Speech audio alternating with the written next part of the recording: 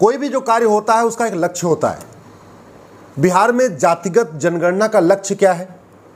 क्या जातिगत जनगणना कराने के बाद बिहार में घूसखोरी खत्म हो जाएगी, जमाखोरी खत्म हो जाएगी, मिलावटखोरी खत्म हो जाएगी, कालाबाजारी खत्म हो जाएगी? क्या बिहार में जातिगत जनगणना करने के बाद नशा तस्करी खत्म हो जाएगी, मानव तस्करी खत्म हो जाएगी, गरीबी खत्म होगी, भूखमरी खत्म हो जाएगी, कुपोषण खत्म हो जाएगा या प्रदूषण खत्म हो जाएगा? क्या जातिगत जनगणना कराने के बाद नक्सलवाद खत्म हो जाएगा, माओवाद खत्म हो जाएगा, पत्थरबाजी खत्म हो जाएगी, जिहाद खत्म हो जाएगा? क्या जातिगत जनगणना कराने के बाद घुसपैठ खत्म हो जाएगी, रोहिंग्या भाग जाएंगे, बांग्लादेशी भाग जाएंगे, धर्मांतरण रुक जाएगा? क्या जातिगत जनगणना करने के बाद बिहार जो बिल्कुल पिछड़ा है, 4 लाख करोड़ के कर्जे में दबा हुआ है, वो उस कर्जे से बाहर आ जाएगा और बढ़िया एक संपन्न राज्य बन जाएगा, सक्षम राज्य बन जाएगा? क्या जातिगत जनगणना कराने के बाद बिहार में औद्योगिक विकास हो जाएगा, वहां आके फैक्ट्रियां लगना शुरू हो जाएंगी? होगा क्या? कभी सोचा आपने? इस जातिगत जनगणना का केवल एक लक्ष्य है, सनातन धर्म को खत्म करना। और ये इस इंडी गठबंधन के लोग खुलेआम कह रहे हैं, हमारे इस गठबंधन का लक्ष्य है सनातन धर्म को खत्म करना। अफगानिस्तान में सनातन धर्म खत्म हो गया, सबको आप देख लीजिए, आपके सामने क्या पोजीशन है। अफगानिस्तान कितना बदहाल है, फटेहाल है, रोज बम धमाके हो रहे हैं, महिलाओं की क्या हालत है। पाकिस्तान में सनातन धर्म खत्म हो गया, आपके सामने स्थितियां हैं, रोज बम धमाके होते हैं, फटेहाल है और बदहाल है। बांग्लादेश में सनातन धर्म खत्म हो गया, फटेहाल है, बदहाल है। इस जातिगत जनगणना का एक ही लक्ष्य है, सनातन धर्म को खत्म करना। और जहां सनातन धर्म खत्म हुआ है वहां क्या सिचुएशन है आपके सामने? ईरान है, इराक है, सीरिया है, आपके बाकी और भी सोमालिया है, ऐसे आपको 50 देश मिल जाएंगे। अब सवाल ये है, इनका इलाज क्या है? इनका इलाज यह है भ्रष्टाचार को जड़ से खत्म करना।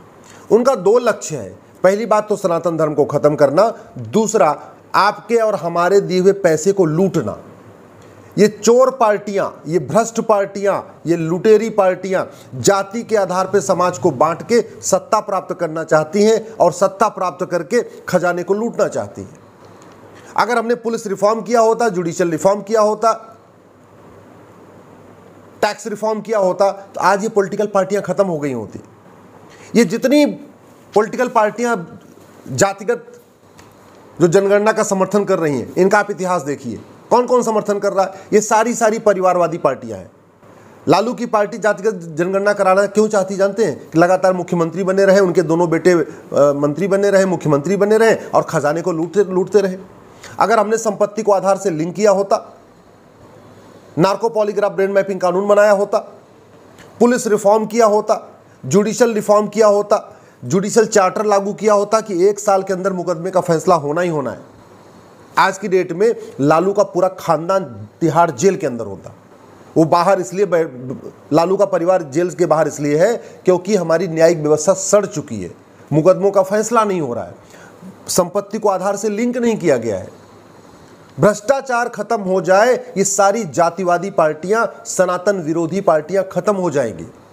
भ्रष्टाचार खत्म हो जाए, महबूबा खत्म हो जाएंगी, अब्दुल्ला परिवार खत्म हो जाएगा, लालू परिवार खत्म हो जाएगा, सोरेन का परिवार खत्म हो जाएगा, स्टालिन का परिवार खत्म हो जाएगा। और याद रखिए, स्टालिन का परिवार खत्म हो गया, समझो डीएमके खत्म। ममता का परिवार खत्म, ममता का परिवार जेल में जाते ही आपकी टीएमसी खत्म। सोरेन का परिवार तिहाड़ पहुंचते ही आपकी झारखंड मुक्ति मोर्चा खत्म। आपके अब्दुल्ला परिवार के जेल में जाते ही नेशनल कॉन्फ्रेंस खत्म। महबूबा परिवार के जेल में जाते ही आप टीडीपी खत्म, पीडीपी खत्म। ये जितनी परिवारवादी पार्टियां हैं, जितनी सनातन विरोधी पार्टियां हैं, ये केवल घटिया कानूनों के कारण टिकी हुई हैं। कठोर कानून हो जाए, नार्को पॉलीग्राफ ब्रेन मैपिंग कानून बन जाए, संपत्ति को आधार से लिंक कर दिया जाए, गांधी परिवार तिहाड़ चला जाएगा। और गांधी परिवार तिहाड़ गया, समझो कांग्रेस खत्म।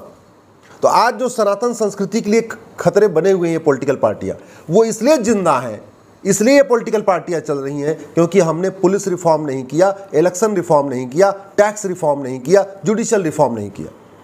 1 घंटे के अंदर मुकदमा दर्ज हो, 1 महीने के अंदर जांच पूरी हो और 1 साल के अंदर मुकदमे का फैसला आए, इसके लिए हमने पुलिस रिफॉर्म, जुडिशियल रिफॉर्म नहीं किया। हमने आज तक एक विधायिका संहिता नहीं बनाई कि भैया सांसद विधायक बनने के लिए पहले आपको एक एंट्रेंस एग्जाम देना पड़ेगा। अरे जब सिपाही बनने के लिए एग्जाम हो सकता है, क्लर्क बनने के लिए एग्जाम हो सकता है, कांस्टेबल बनने के लिए एग्जाम हो सकता है, तो सांसद विधायक बनने के लिए एग्जाम क्यों नहीं होना चाहिए? अगर टीचर एलिजिबिलिटी टेस्ट हो सकता है तो लेजिस्लेचर एलिजिबिलिटी टेस्ट क्यों नहीं होना चाहिए? अब बिना एग्जाम के कोई आज की डेट में कहीं नौकरी मिलती है क्या? डी ग्रेड और सी ग्रेड के लिए भी एग्जाम होता है, और यहाँ पे सांसद विधायक बनने कोई एग्जाम नहीं। अगर हमने एक चुनाव सुधार किया होता, डेमोक्रेटिक रिफॉर्म किया होता, और हमने एक सेट कर दिया होता, भैया आपको अगर सांसद बनना है तो आपको ऑल इंडिया लेवल पे एग्जाम देना पड़ेगा, आपको विधायक बनना है आपको एग्जाम देना पड़ेगा, पार्षद बनना है, प्रधान बनना है, अनपढ़ अनाड़ी गंवार नहीं चाहिए, सब पढ़े लिखे आदमी चाहिए, समझदार आदमी चाहिए, जिसको थोड़ा संविधान का ज्ञान हो, जिसको थोड़ा कानून का ज्ञान हो, वो वही आदमी सांसद विधायक बनेगा, क्योंकि उसका काम है कानून बनाना। सांसद विधायक का काम जाति के आधार पर जहर बोना थोड़ी होता है। यदि हमने 100 रुपए से बड़े नोट बंद कर दिया होता, ये पॉलिटिकल पार्टियां खत्म हो गई होती, क्योंकि जितनी बड़ी नोट होती उतना ज़्यादा कालाधन होता, उतना ज़्यादा हवाला होता, उतना ज़्यादा भ्रष्टाचार है। ये सारी परिवारवादी पॉलिटिकल पार्टियां भ्रष्टाचार के महल पे बैठी हुई हैं। भ्रष्टाचार को जड़ से खत्म करना है, 100 रुपए से बड़ा नोट बंद करना पड़ेगा, 5,000 रुपए से महंगे सामान का कैश लेन देन बंद करना पड़ेगा, 50,000 रुपए से महंगी प्रॉपर्टी को आधार से लिंक करना पड़ेगा। पता तो चले कि आदमी जो प्रॉपर्टी खरीद रहा है, बंगलो बना रहा है, फ्लैट बना रहा है, वो साल में कमाता कितना है? प्रॉपर्टी का आधार से भी लिंक है ही नहीं। हाँ, लिंक नहीं है तो ये सरकार को पता ही नहीं चलता। जब छापा उपा मारते हैं, पूछताछ करते हैं, तब जाके पता चलता है कि कितनी प्रॉपर्टी उसने बना रखा है। और वैसे भी ये सफ़ेद पोस्ट नेता अपने नाम पे प्रॉपर्टी खरीदते नहीं, ये तो अपने ड्राइवर के नाम पे खरीदेंगे, अपने खाना बनाने वाले के नाम पे खरीदेंगे, साले के नाम पे खरीदेंगे, साली के नाम पे खरीदेंगे, मौसा के नाम पे खरीदेंगे, मौसी के नाम पे खरीदेंगे। सारी प्रॉपर्टी ऐसे खरीदते हैं। इनको पकड़ने का एक ही तरीका है, प्रॉपर्टी को आधार से लिंक कर दिया जाए। इन सनातन विरोधी पार्टियों को धूल में मिलाने का, इनको नष्ट करने का, इनको मिटाने का एक ही तरीका है, भारत में जुडिशियल चार्टर लागू हो, जजों के लिए अकाउंटेबिलिटी तय हो जाए कि जो जज 1 साल के अंदर मुकदमे का फैसला नहीं कर पाएगा उसकी नौकरी खत्म। यदि 1 महीने के अंदर जांच पूरी नहीं होती है, पुलिस की कोई जरूरत नहीं है, ऐसे इंस्पेक्टर को हटाइए, बाहर निकालिए। तो पुलिस रिफॉर्म करना पड़ेगा, जुडिशियल रिफॉर्म करना पड़ेगा। 1 महीने के अंदर जांच पूरी हो, सारा दूध का दूध पानी का पानी हो जाए, सच पूरा सामने आ जाए, इसके लिए नार्को पॉलीग्राफ ब्रेन मैपिंग कानून बनाना पड़ेगा। हर जिले में झूठ पकड़ने के लिए आपको एक लैब बनानी पड़ेगी, जहां नार्को टेस्ट हो सके, पॉलीग्राफ टेस्ट हो सके, ब्रेन मैपिंग हो सके। ये आपको इंफ्रास्ट्रक्चर करना पड़ेगा।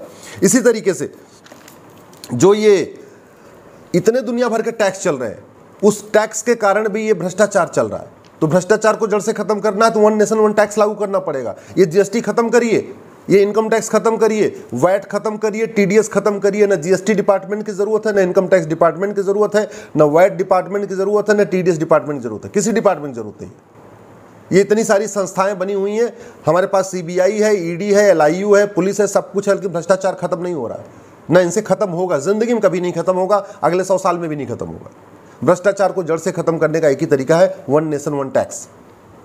5,000 रुपए तक कैश आप खरीद सकते हैं, 5,000 रुपए के बाद आप कैश खरीद ही नहीं सकते। जब भी कुछ खरीदेंगे आपको ऑनलाइन करना पड़ेगा। ऑनलाइन करना है तो आपको 1% एक्स्ट्रा देना है। 100 रुपए का सामान खरीद, मान लो 10,000 का सामान खरीदेंगे तो आपको 1% एक्स्ट्रा दे देना है। 1 लाख का सामान खरीदेंगे तो आपको 1,000 रुपये एक्स्ट्रा दे देना है। 1 करोड़ का सामान खरीदेंगे तो 1 लाख रुपये एक्स्ट्रा दे देना है, 1% एक्स्ट्रा देना है। और इसके लिए सब खुशी खुशी देने के लिए तैयार है।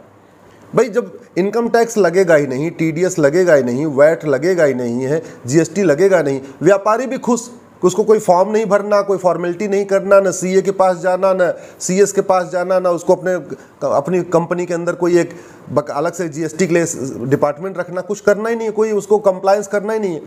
पैसा देता जा रहा है, 1% हिस्सा देता जा रहा है, पैसा देता जा रहा है, 1% हिस्सा दे रहा है। मिडिल क्लास भी बड़ा खुश। इसलिए मैं कह रहा हूँ, ये सनातन के लिए जो सबसे बड़ा खतरा है ये जातिवादी पार्टियां हैं, और ये जातिवादी पार्टियों को जड़ से खत्म करने का एक तरीका है भ्रष्टाचार खत्म करना। भ्रष्टाचार खत्म हो जाएगा, परिवारवाद खत्म हो जाएगा, भ्रष्टाचार खत्म हो जाएगा, जातिवादी पार्टियां खत्म हो जाएंगी। भ्रष्टाचार खत्म तो टीएमसी खत्म, भ्रष्टाचार खत्म तो आरजेडी खत्म, भ्रष्टाचार खत्म तो कांग्रेस खत्म, भ्रष्टाचार खत्म तो डीएमके खत्म, भ्रष्टाचार खत्म तो एनसी खत्म, भ्रष्टाचार खत्म तो एनसीपी खत्म, भ्रष्टाचार खत्म तो पीडीपी खत्म। ये सारी सनातन विरोधी पार्टियां, ये जो 26 पार्टियों का ग्रैंड अलायंस बना हुआ है ना, ये भ्रष्टाचार खत्म होते ही अपने आप खत्म हो जाएंगी। तब हमारा सनातन धर्म सुरक्षित रहेगा, नहीं तो बहुत बड़ा खतरा रहेगा।